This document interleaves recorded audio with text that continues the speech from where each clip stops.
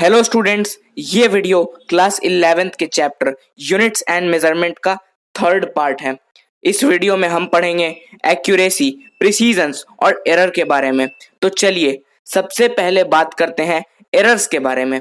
किसी भी मेजरमेंट में मेजर्ड वैल्यू और एक्चुअल वैल्यू के बीच का डिफरेंस को एरर कहते हैं। जैसे कि मान लीजिए किसी ऑब्जेक्ट का लेंथ मेजर करने पे आया 20.75 सेंटीमीटर, लेकिन उसका एक्चुअल लेंथ है 20 सेंटीमीटर, तो इसका एरर हो जाएगा 20.75 माइनस 20, जो कि आ जाएगा 0.75 सेंटीमीटर। अब बात करते हैं एक्यूरेसी के बारे में। जितना ज्यादा मेजर्ड वैल्यू क्लोज होगा एक्चुअल वैल्यू के, वो उतना ही ज्यादा एक्यूरेट होगा, यानी उसका एक्यूरेसी सबसे ज्यादा होगा। जैसे कि सपोज मान लीजिए किसी मेजरमेंट का एक्चुअल वैल्यू है 80 यूनिट्स और उसको 3 बार मेजर करने के बाद वैल्यू आया 79.2, 79.4 और 79.6 यूनिट्स। तो 79.6 यूनिट सबसे ज्यादा क्लोज है मेजर्ड वैल्यू 80 यूनिट्स के, और इसीलिए 79.6 यूनिट हमारा सबसे हाईली एक्यूरेट होगा। अब बात करते हैं प्रिसीजंस के बारे में। प्रिसीजंस रिलेटेड होता है लिमिट्स ऑफ मेजरमेंट्स से। अगर आसान लैंग्वेज में कहा जाए तो फिजिकल क्वांटिटी को जितना ज्यादा डिजिट्स में मेजर किया जाएगा वो उतना ज्यादा प्रिस्क्राइब्ड होगा।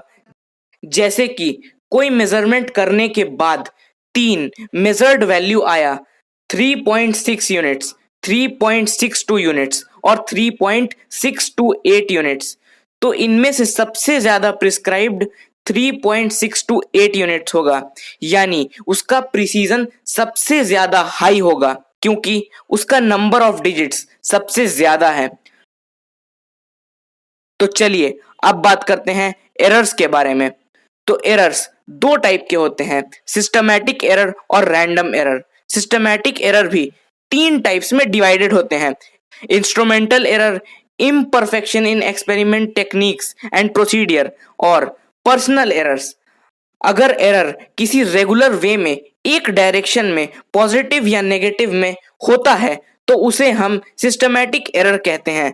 अगर एरर दोनों डायरेक्शन पॉजिटिव और नेगेटिव और इररेगुलर वे में होता है तो उसे हम रैंडम एरर कहते हैं।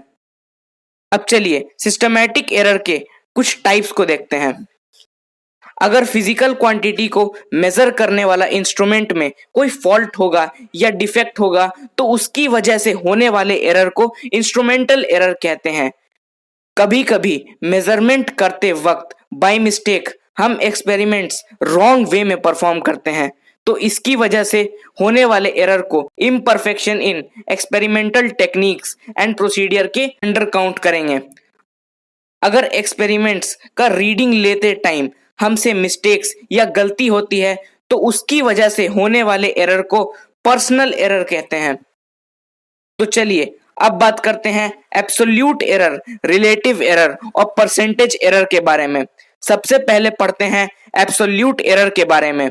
तो मेजर्ड वैल्यू और एक्चुअल वैल्यू के मैग्नीट्यूड के बीच के डिफरेंस को एब्सोल्यूट एरर कहते हैं। इसका फॉर्मूला होता है absolute error equal to under mod measured value minus actual value.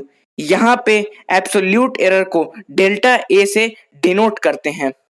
For example मान लीजिए कि एक बुक का लेंथ मेजर करने पे 17.6 सेंटीमीटर आ रहा है, लेकिन उसका एक्चुअल लेंथ 17 सेंटीमीटर है, तो हमारा एब्सोल्यूट एरर हो जाएगा 17.6 minus 17 which is equals to 0.6 centimetre. अब बात करते हैं रिलेटिव एरर्स के बारे में। तो एब्सोल्यूट एरर और एक्चुअल वैल्यू को डिवाइड करने पे जो रेशियो आता है उसे हम रिलेटिव एरर या फ्रैक्शनल एरर भी कहते हैं। इसका फॉर्मूला होता है relative error is equal to absolute error by actual value. अब चलिए फिर उसी एग्जांपल में आइए, देखिए इसका रिलेटिव एरर होगा 0.6 डिवाइडेड बाई 17। अब बात करते हैं परसेंटेज एरर के बारे में। जब हम रिलेटिव एरर यानी absolute error divided by actual value को मल्टीप्लाई करते हैं 100 से, तो उसे हम परसेंटेज एरर कहते हैं। इसका फॉर्मूला होता है absolute error divided by actual value into 100। अब चलिए फिर उसी एग्जांपल में देखिए। अब हम परसेंटेज एरर निकालने के लिए एब्सोल्यूट एरर को एक्चुअल वैल्यू से डिवाइड करके इनटू 100 कर देंगे, तो आएगा 60 डिवाइडेड बाई 17। अब देखिए, मान लीजिए कि किसी क्वेश्चन में एक्चुअल वैल्यू नहीं दिया हुआ है, लेकिन मेजर्ड वैल्यू 3 बार ऑब्जर्व करने के बाद 3 अलग वैल्यू A1, A2 और A3 दिया हुआ है। तो ऐसे केस में एक्चुअल वैल्यू उन 3 मेजर्ड वैल्यू का एवरेज होगा। और सिर्फ 3 ही क्यों, अगर और भी मेजर्ड वैल्यू दिए हुए होंगे तब एक्चुअल वैल्यू उन सब का एवरेज यानी मीन होगा।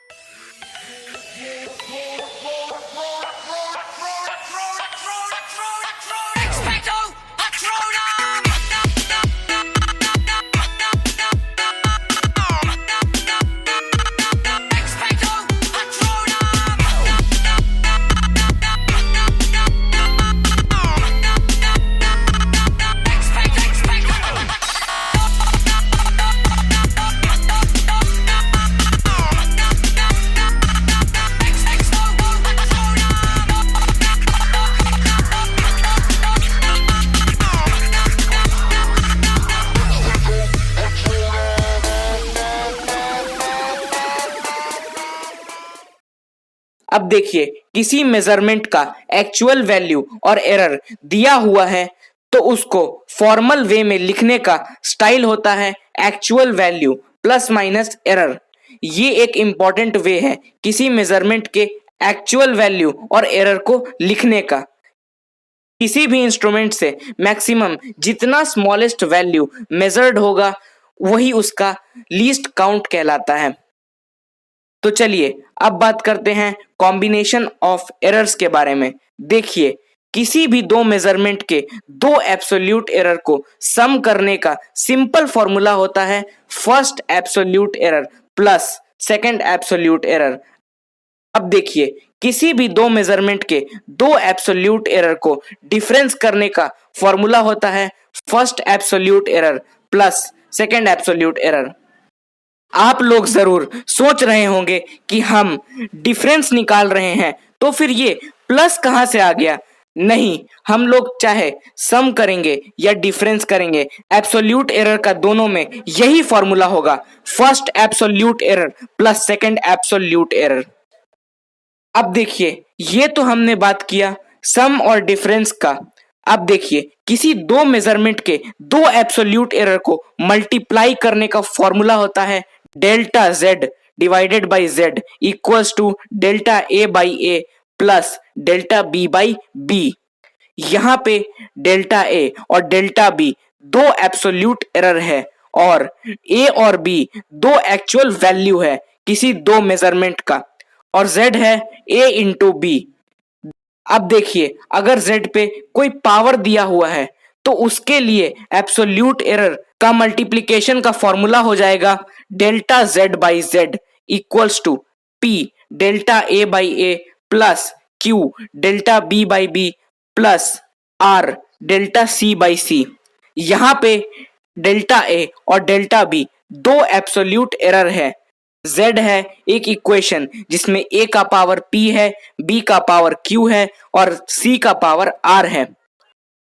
तो स्टूडेंट्स, ये था फिजिक्स के चैप्टर यूनिट्स एंड मेजरमेंट का थर्ड वीडियो। मुझे पता है कि जो लोग पहली बार ये टॉपिक एक्यूरेसी, प्रिसीजन और एरर पढ़ रहे होंगे उन्हें कोई ना कोई डाउट हुआ ही होगा। तो उनके लिए मेरा सजेशन ये है कि आप लोग फुल फोकस्ड होके पॉइंट टू पॉइंट मेरे हर लाइन को समझते हुए ये वीडियो पार्ट 3 दोबारा से देखिए। अगर उसके बाद भी आपको कोई भी डाउट है तो नीचे कमेंट कीजिए, मैं उसका रिप्लाई जरूर दूंगा। नेक्स्ट वीडियो में हम पढ़ेंगे सिग्निफिकेंट फिगर्स के बारे में। Thank you for watching.